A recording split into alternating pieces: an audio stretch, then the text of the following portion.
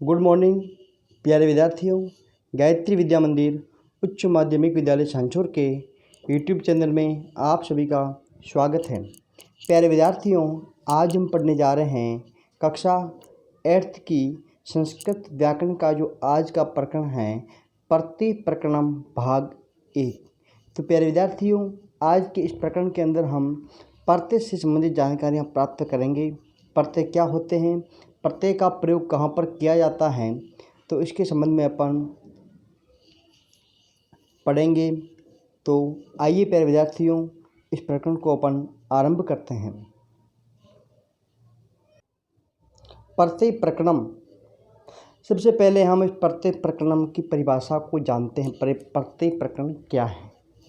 तो देखिए, जो शब्द किसी संज्ञा, सर्वनाम, विशेषण अथवा धातु अर्थात क्रिया शब्द के पश्चात यानी कि बाद में, वे शब्द जो किसी संज्ञा, सर्वनाम, विशेषण अथवा क्रिया शब्द के पश्चात यानी कि बाद में जुड़ करके किसी विशेष अर्थ को व्यक्त करने के लिए पीछे जोड़ा जाता है, उनको प्रत्यय कहते हैं। वे क्या कहलाते हैं? प्रत्यय कहलाते हैं। अब देखिए प्रत्यय के प्रकार। तो प्रत्यय जो है मुख्यतः दो प्रकार के होते हैं। कितने प्रकार के होते हैं? दो प्रकार के। क्या होते हैं दो प्रकार के प्रत्यय? तो पहला इसका प्रत्यय है वह है कृत प्रत्यय। कौन सा प्रत्यय? कृत प्रत्यय। दूसरा जो है वह है तद्धित प्रत्यय। कृत प्रत्यय और तद्धित प्रत्यय। अब हम जानते हैं कि कृत प्रत्यय क्या है। कृत प्रत्यय कौन से होते हैं, इनका प्रयोग किस प्रकार से कैसे करते हैं, इनके बारे में हम समझते हैं। तो देखिए, कृत प्रत्यय क्या पढ़ते हैं अपन? कृत प्रत्यय। कृत प्रत्यय क्या है? मूल क्रिया, क्रिया का जो मूल रूप है उसे बोलते हैं धातु। क्या बोलते हैं संस्कृत भाषा के अंदर? धातु।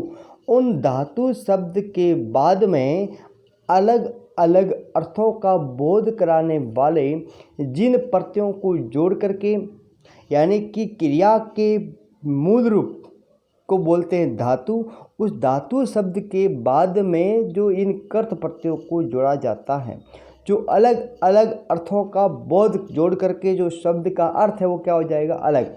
तो अलग अलग अर्थों का बोध कराने वाले जिन प्रत्ययों को जोड़कर संज्ञा, विशेषण, अव्यय तथा कहीं कहीं क्रियापद का निर्माण किया जाता है। इस क्रियापद के अंत में जोड़ करके संज्ञा, विशेषण, अव्यय तथा कहीं कहीं क्रियापद का भी निर्माण किया जाता है।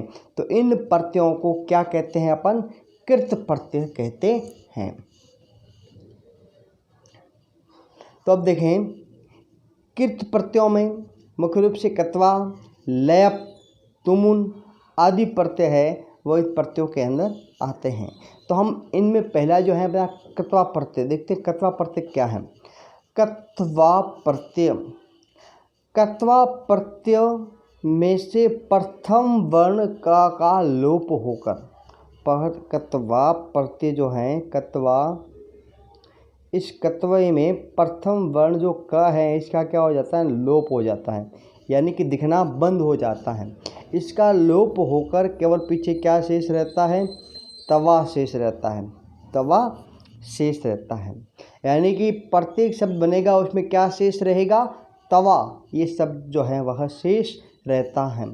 तथा पूर्वकालिक क्रिया को, पूर्वकालिक यानी पूर्व के अंदर जो क्रिया हो गए हैं उस पूर्वकालिक क्रिया को बनाने के लिए कर या कर के अर्थ में, कर या फिर कर के अर्थ में उपसर्ग रहित क्रिया शब्दों में कत्वा प्रत्यय जोड़ा जाता है।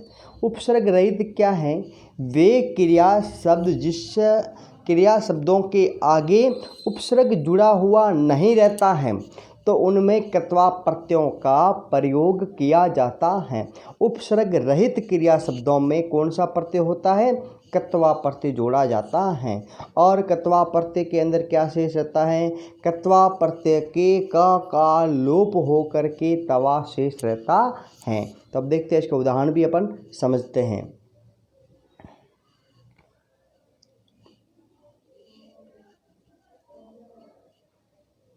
तो कत्वा प्रत्यय का प्रयोग कहाँ का हुआ है देखें,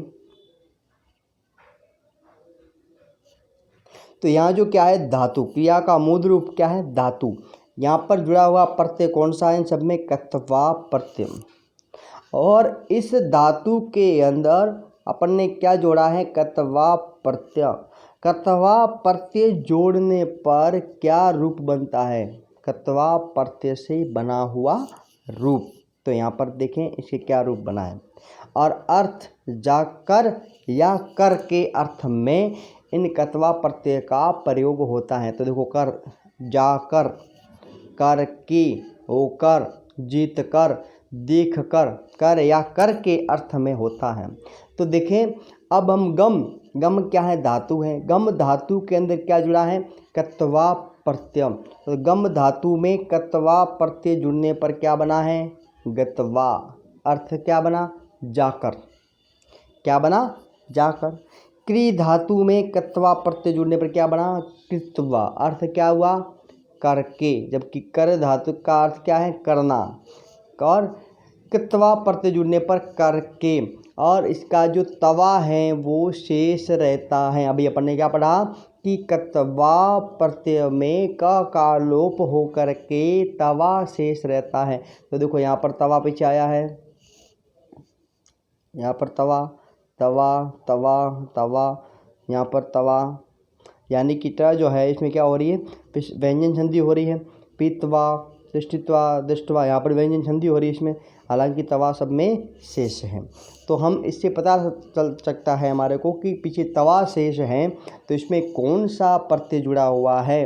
तो हम बता सकते हैं कि इसमें कत्वा प्रत्यय जुड़ा हुआ है। प्रकृति प्रत्यय अलग करे, इस प्रकार से भी क्वेश्चन बनता है।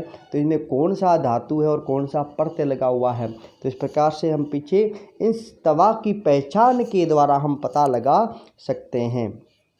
तो देखिए विद्यार्थियों, इसी प्रकार पी धन कत्वा पित्वा, पठ धन कत्वा पठित्वा, इट का आगम हो रहा है यहाँ पर।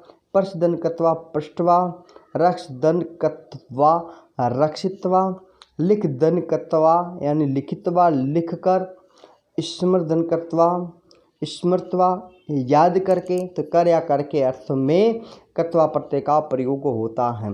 अब हम उसके आगे का प्रत्यय पढ़ते हैं लेप प्रत्यय। क्या पढ़ते हैं लेप प्रत्यय। देखिए लेप प्रत्यय क्या है। लेप प्रत्यय, लेप प्रत्यय का भी प्रयोग कत्वा के स्थान पर ही होता है। कत्वा के स्थान पर ही लेप प्रत्यय का भी प्रयोग तो होता है। जब क्रिया अर्थात धातु से पूर्व, क्रिया से पहले कोई उपसर्ग जुड़ा हुआ हो, उपसर्ग जुड़ा हुआ हो तो वहाँ क्या होगा कत्वा प्रत्यय नहीं होगा।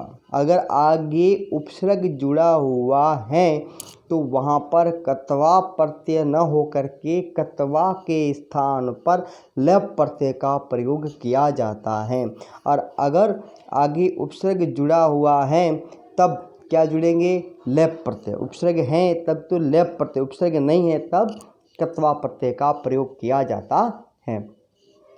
बल्कि लेप प्रत्यय जोड़ा जाता है। लेप प्रत्यय भी कर या कर के अर्थ में ही होता है। लेप प्रत्यय का प्रयोग भी कर या कर के अर्थ में इसका प्रयोग भी किया जाता है।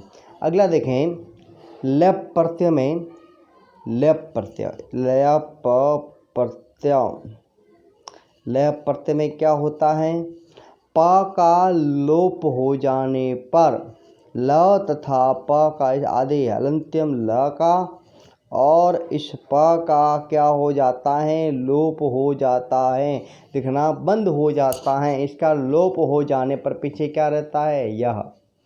तो इस प्रत्यय का जो सिंबल है चिन्ह है वो क्या है यह, वो शेष रहता है।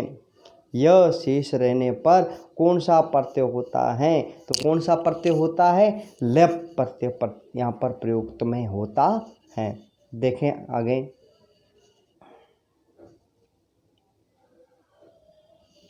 अभी अपन ने पढ़ा कि लेप प्रत्यय के अंदर क्या होता है आगे धातुओं से पहले क्या जुड़ा रहता है, उपसर्ग, और लेफ्ट में क्या शेष रहता है, य।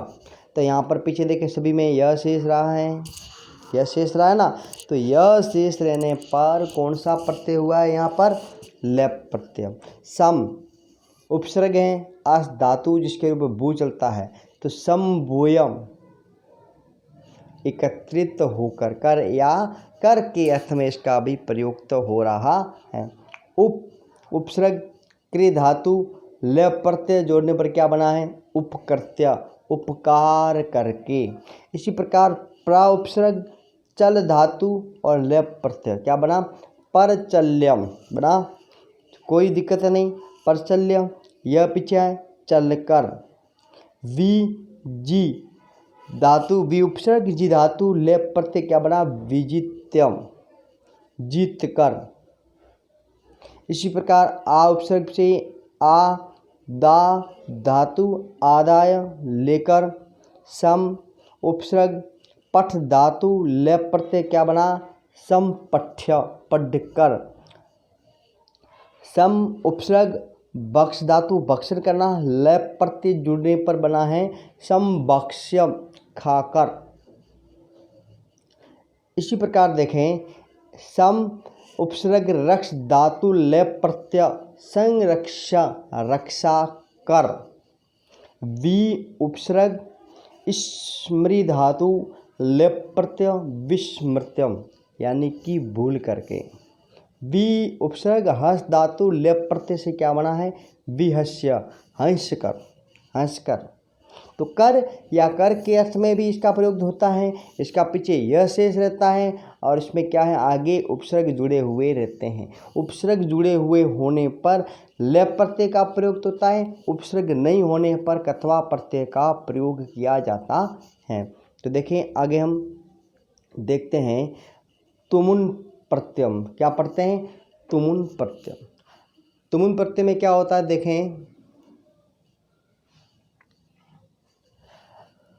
तुमुन प्रत्यय को अथवा के लिए अर्थ को बताने के लिए तुमुन प्रत्यय का प्रयोग किया जाता है। तुमुन प्रत्यय का प्रयोग कब किया जाता है, तुमुन प्रत्यय का प्रयोग को अथवा के लिए, इस अर्थ को बताने के लिए, इस अर्थ को प्रकट करने के लिए तुमुन प्रत्यय का प्रयोग किया जाता है। तुमुन प्रत्यय का तुम शेष रहता है। क्या शेष रहता है, तुम। तुमुन प्रत्यय का तुम शब्द जो है वह शेष रहता है, यानी कि पीछे हलंत्यम म और म में उ और पीछे का न, इन दोनों का क्या हो जाता है, लोप हो जाता है। उ का और न का लोप होने पर तुम जो है ये शब्द शेष रहता है। तो देखें इस प्रत्यय से बने हुए रूप धातु, प्रत्यय और प्रत्यय से बना हुआ रूप। क्रे धातु तुमुन प्रत्यय क्या बना है, कर तुम, तुम शेष रह रहा है, और करने के लिए क्या बना है, अर्थ इसका करने के लिए।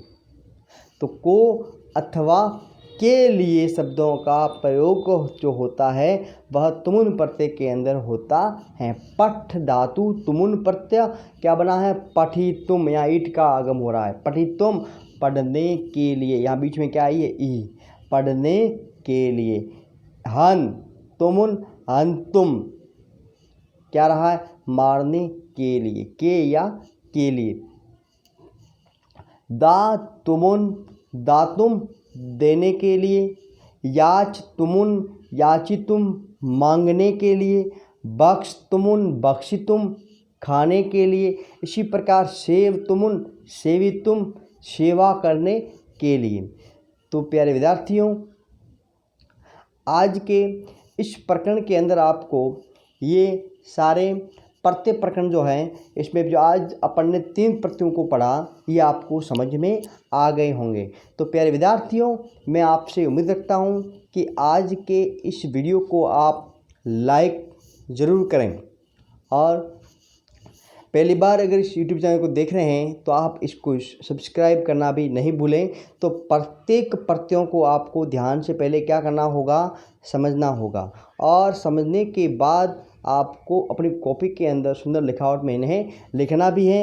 और आपको प्रत्येक प्रत्येक के 5-5 उदाहरण जो हैं वह आपको स्वयं को लिखना है। तो प्यारे विद्यार्थियों, मिलते हैं अपन अगले वीडियो के अंदर। धन्यवाद।